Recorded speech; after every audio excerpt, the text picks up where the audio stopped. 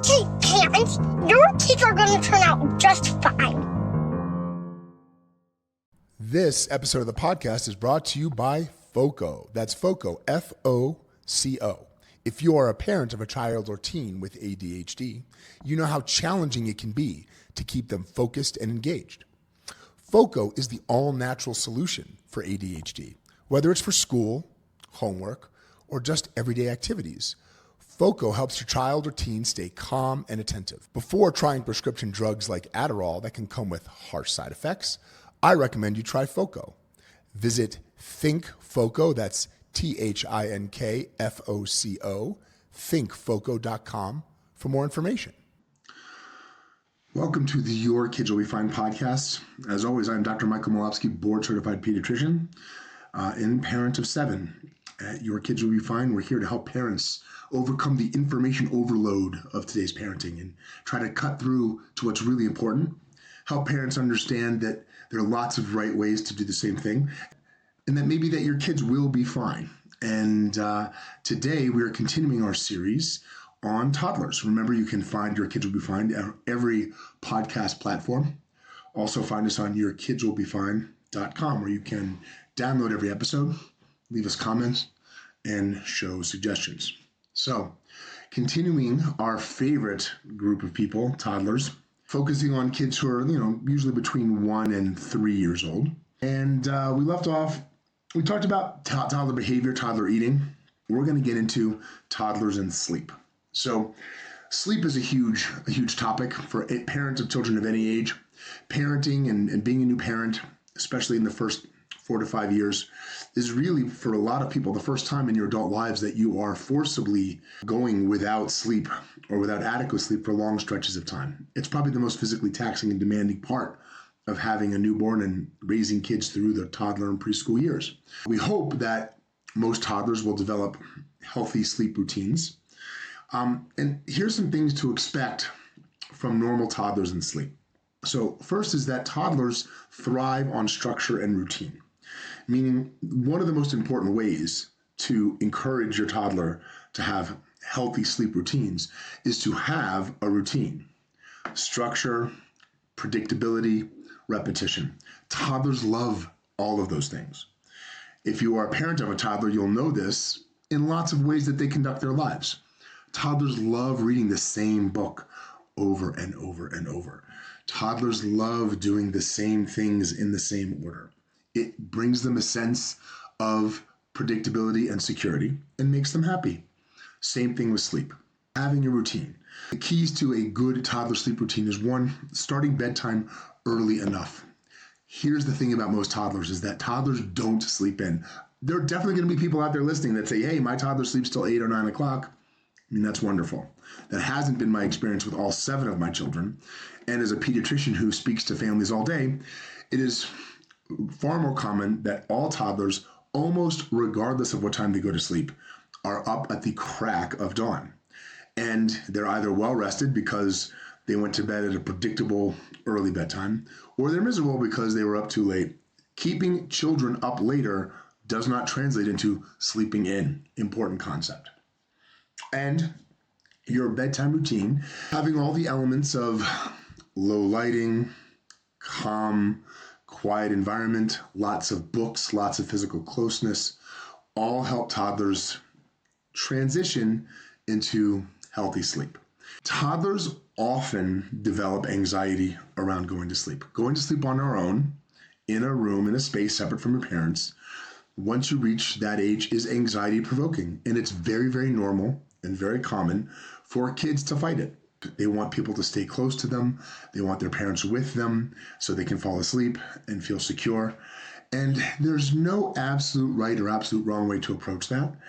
It is certainly okay to find a gradual way to separate from your toddler over time and give them the confidence they can fall asleep on their own. But that isn't everybody. And a lot of toddlers, with repetition and practice, get really good at simply getting into their sleep space and falling asleep on their own and waking up usually in the 5 to 6 o'clock hour. Remember that toddlers, like the rest of us, have a system in their brain that programs their circadian internal 24-hour clock. And and part of that system is melatonin. A lot of families that I work with use melatonin often. So I think it bears a quick discussion on healthy, appropriate use of melatonin, who really needs it, and who benefits the most from it. Melatonin is a hormone that our brain produces in response to darkness that resets our circadian rhythm in our internal 24-hour clock to sort of balance our sleep-wake cycles with our light-dark cycles that we live in. What happens normally is that usually in the last third or quarter of the day, our brain produces a slight surge of melatonin. You're talking on the magnitude of 0.3 milligrams. And then that helps us transition our brain, sets our clock to get drowsy and fall asleep as the sun goes down and it gets dark. The things that naturally optimize and promote that healthy melatonin surge and our response to it are lots of outside time and lots of exercise. So having our toddlers have lots of time outside and lots of busy time, and it really, really helps promote a healthy, natural optimization of that melatonin surge.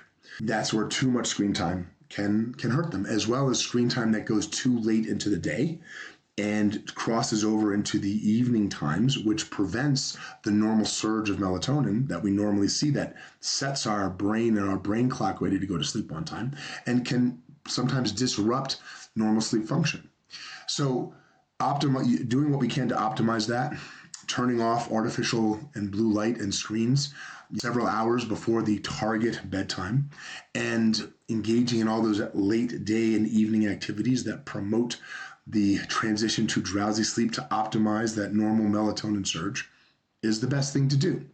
There are some children, because of certain conditions, they just produce less melatonin, and those kids can benefit from supplemental melatonin. The first are kids who are autistic. Kids on the spectrum definitely underproduce melatonin. A lot of them need and do really well with melatonin supplementation. However, I think most of the time the supplemental melatonin that's used is too high.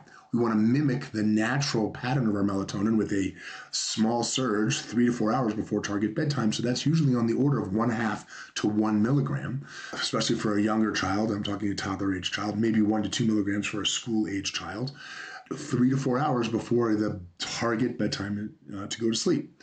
Also, kids with severe ADD, and that's usually in older kids, and also kids with neurocognitive deficits, kids who are ex-preemies and have neurocognitive disabilities because of that, kids who have traumatic brain injury.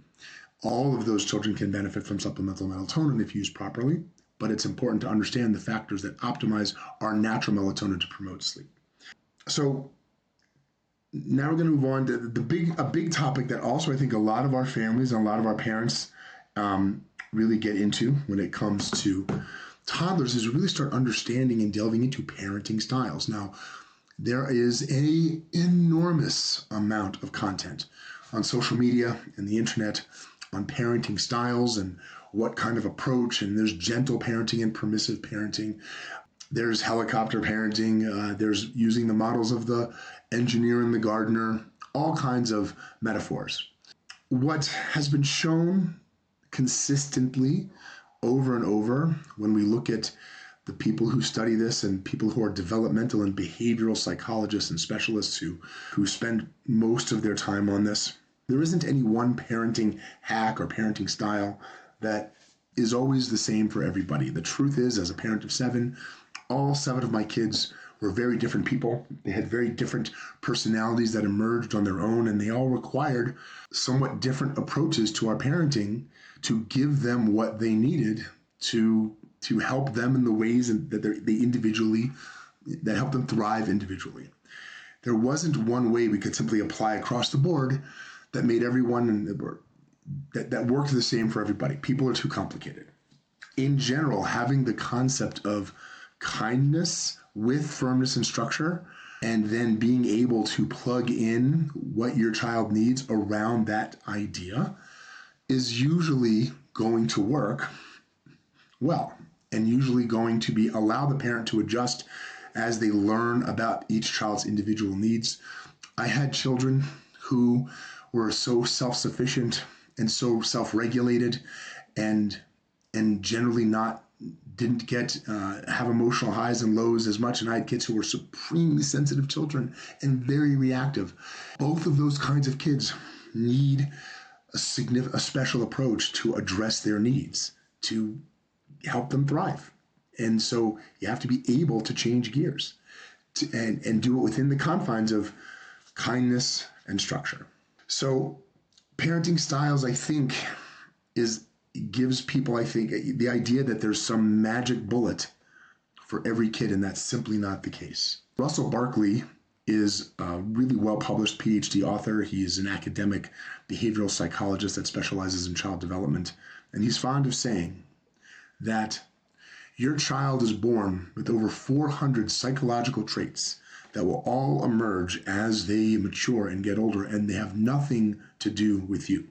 Your child is an amalgam of your genetic ancestry that came together and produced the person that you have in front of you. It is a fallacy to think that you can engineer any particular outcome in a child, and that taking the approach that you provide, similar to a shepherd and their sheep, you provide a stable, loving, and nurturing environment, you provide nourishment, you provide the field that they graze in, and the protection and watching over them and guidance, knowing that the outcome is going to have everything to do with who they are and what they were given, and not anything that you do or don't do. So obviously I'm excluding extreme psychological trauma and emotional trauma that parents can inflict on their children, but that's not the norm.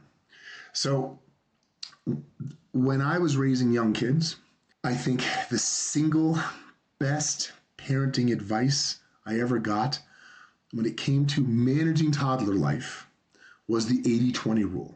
And that is that 80% of your interactions with your toddler and young child should be either neutral or positive.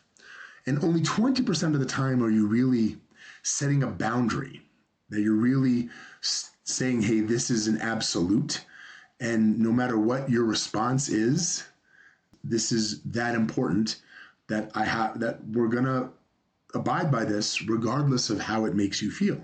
That shouldn't be most things in the life of a toddler. Meaning that if your house is messy because you have toddlers, and it isn't something you have to chase your toddler around and constantly correct them for making a mess or picking up a mess. It's just not something that is appropriate for them to do. It's not appropriate for them to be quiet and calm all the time to prevent it from bothering you. It's not appropriate for them to sit still in a single place and clean their plate at every meal. You need to have the 80-20 rule allows parents to let go of a lot of things so that the vast majority of your engagement is neutral or positive. So when you really do need to set a limit and a boundary, like bedtime is a limit and a boundary that needs to be set. Certain elements around safety, brushing your teeth, sitting in a car seat. Those are examples of things that can't be negotiated and are hard boundaries. But those are much more meaningful. And plus, your life isn't revolving around having conflicts with your toddler and your 3-year-old over things that probably aren't that important. So when we adopt the 80-20 rule, it's really up to us to change. It's really up to us to structure our lives to optimize a positive environment, a parenting environment for our young child.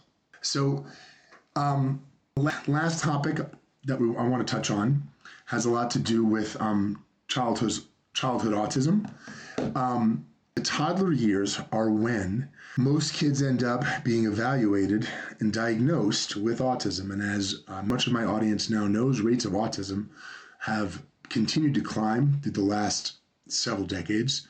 Currently, it stands at 1 in 36 children are ultimately diagnosed with an autistic spectrum disorder. As to why that is and the factors behind that, I think we can, there's several theories. No one has all the answers. But what it seems to be clear is that, one, our understanding of what constitutes autism has broadened greatly over the last 20 or 30 years. And kids who were seen as mentally disabled or cognitively disabled are now are now being labeled, would fall under the umbrella of being labeled with autism now. So there are more kids who weren't previously diagnosed with autism who are now considered to be autistic. Two is that there are certainly environmental factors in our children's prenatal and postnatal life that we think might be also contributing, given the fact that we know that certain viruses, illnesses that women can get in early pregnancy can affect neurocognitive outcome. Certain medications that women take can affect neurocognitive outcome. And things like air pollution, things like perhaps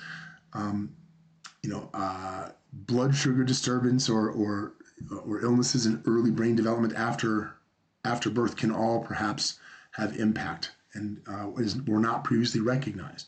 One thing we know for sure, and one thing that is not really considered a question, is the impact of vaccines. It is abundantly clear after dozens of studies, and the simple truth is that there's been almost no topic in pediatric medicine studied as much as the connection between vaccines and autism. And these studies were done in multiple parts of the world on different populations of children, now numbering in the many, many tens of thousands, with different vaccines. And the answer has always been and continues to be the same when the question is asked, is that rates of vaccines and using certain vaccines, especially MMR, have zero impact on rates of autism. So that we know as a truth. We certainly haven't answered all of the open questions around rising rates of autism, and I think we'll continue to look into it. Children in our practice and most practices are formally screened for autism at 18 months and then again at 24 months. There are several tools for that. There is now coming out actually a fascinating tissue sampling that can be done at any time after birth that has a high rate of sensitivity and specificity in diagnosing autism early, compared with standardized testing like the ADOS, which is currently the gold standard for diagnosing autism. And it's clear that autism on most levels is a genetic disorder, which has some different expression based on environmental factors that you're exposed to. So I think that's our current understanding. We use the MCHAT, which is a highly reproducible and highly precise parental questionnaire given at 18 months and at 2, in order to help identify as early as we can kids who might be on the autistic spectrum. Almost every pediatrician should be doing some form of formal autistic screening in the first or second year of life. If you're not receiving that in your pediatric office, you certainly want to ask about it. There are also more formal ways to get your child evaluated. There are teams in every community of psychologists who perform some standardized testing in one-on-one and in-person situations to help diagnose more precisely autism. And so you certainly want to ask your pediatrician about that. Next time, we're going to move on into the early school age and preschool years and talk about that entire period of life in parenting. And we're looking forward to, if you have any questions, please, or suggestions, once again, go to our website, yourkidswillbefine.com. Find us any place where you get podcasts, and we're looking forward to the next episode.